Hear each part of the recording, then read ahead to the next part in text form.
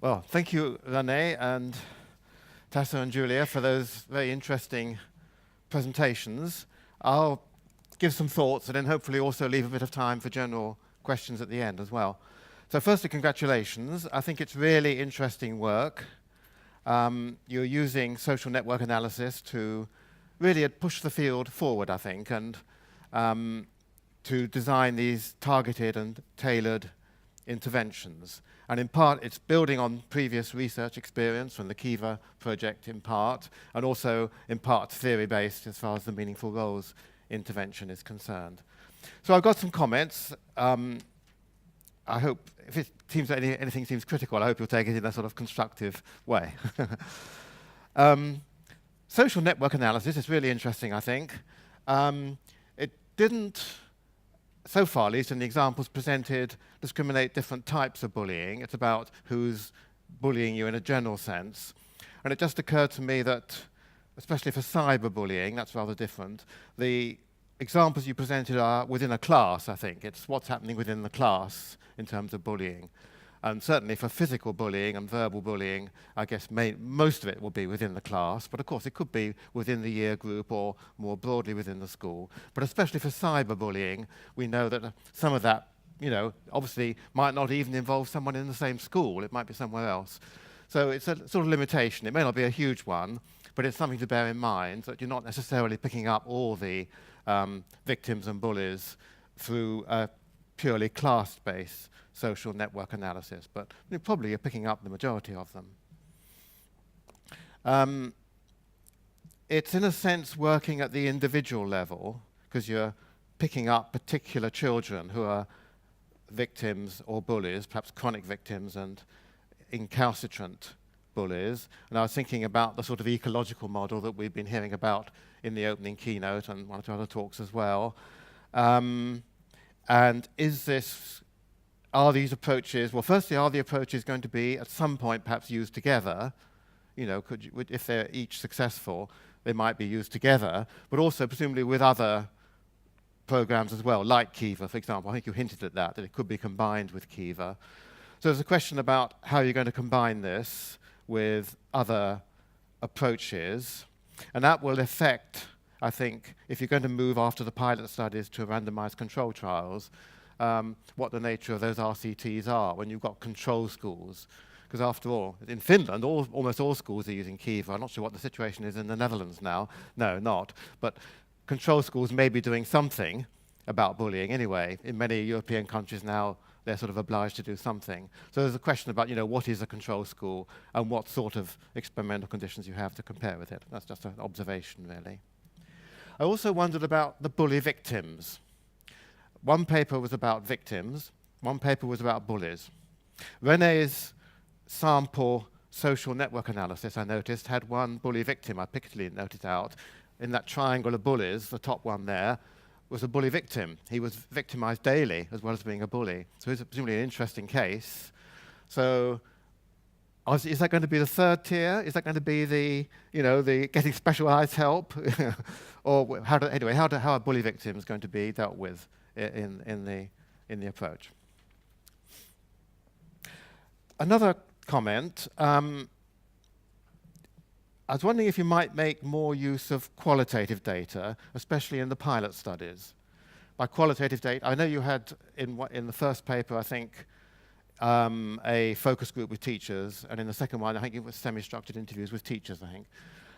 So there's something there. And of course, qualitative approaches are time-consuming, but for the pilot work, I think it could be worthwhile to do more, particularly with the pupils. Why not focus groups with the pupils? Why not individual semi-structured interviews with certain pupils? You can target the pupils to interview. You know who the victims are and who the bullies are. So, wouldn't it be interesting to interview some of those pupils?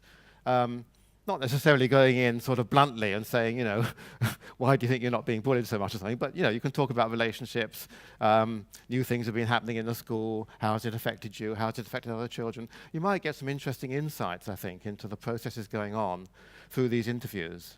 And I do think that would be worthwhile thinking about in both those studies, actually, with the pupils.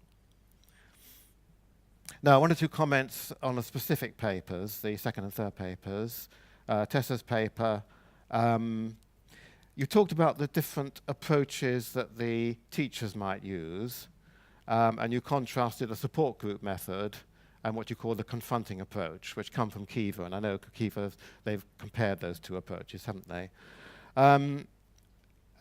And I wasn't quite sure what you meant by confronting approach, but certainly the way I would use confronting approach would mean there might probably be some kind of negative sanction for the bullying child. Maybe you don't mean that, no. Dan Orveus would mean that, I think, wouldn't he? Because in the Orveus program, I think there should be a negative sanction of some kind for bullying. Not necessarily a sort of punishment, but some sort of sanction.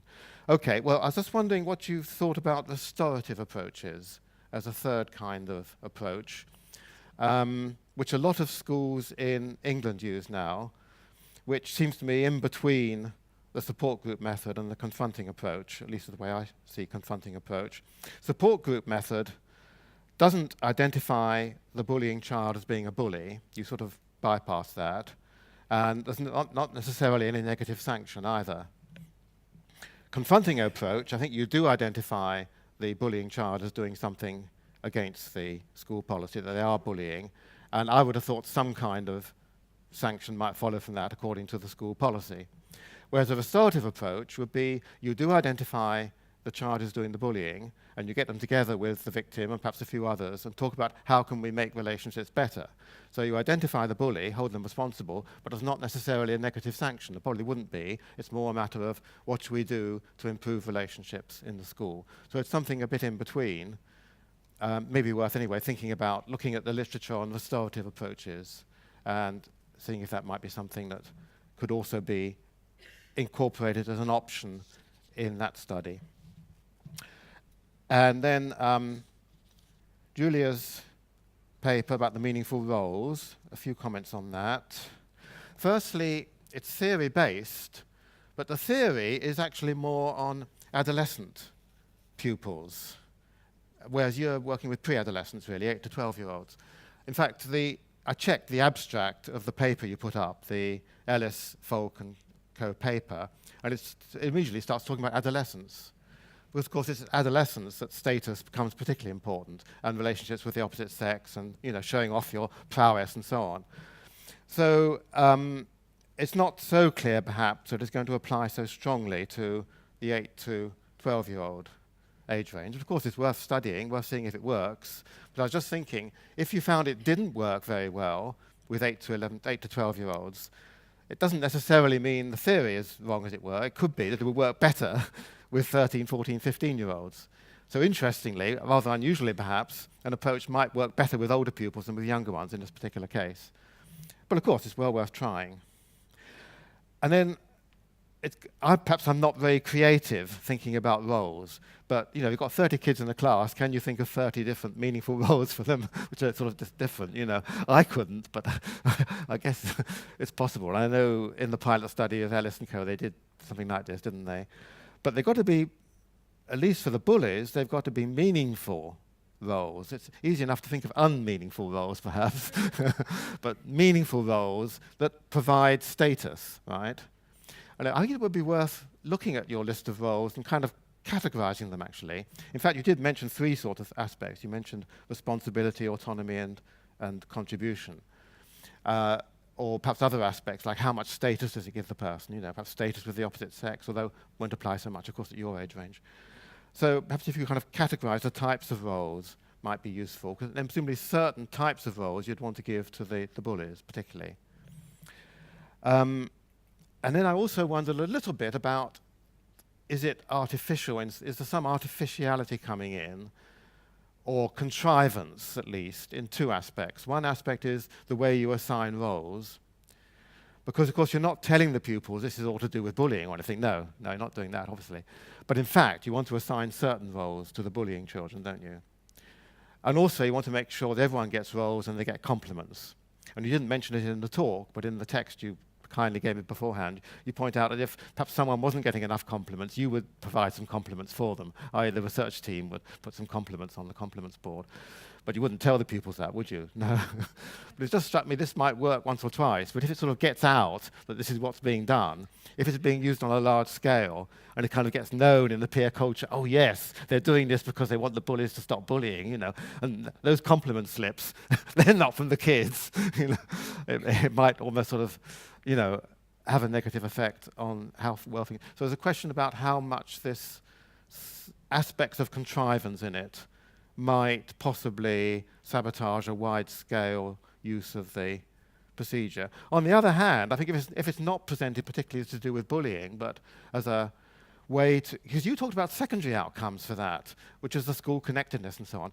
I want that to be the primary outcomes, actually, because giving everyone useful roles is quite a change, isn't it, from normal school procedure? And it does seem worthwhile in some ways. And you could perhaps reverse that primary and secondary and say the primary outcomes are going to be the school connectedness and the self-esteem and all the rest of it.